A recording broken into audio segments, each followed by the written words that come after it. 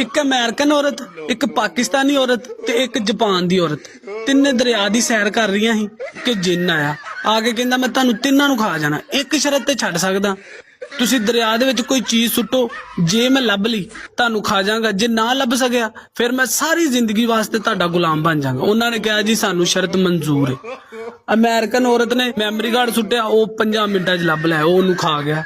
जापानी औरत ने सूई सुट्टी, वो भी उस टाइम लभ लिया, ओनू भी खा गया। पाकिस्तानी औरत बड़ी तेज ही, उन्हें डिस्परिन दी गोली खोली विच सुट दी, वो जांदे सारी खुर गई। वो 5 घंटे लभ, 10 घंटे लभ लभ लभ के थक हार के वापस आया।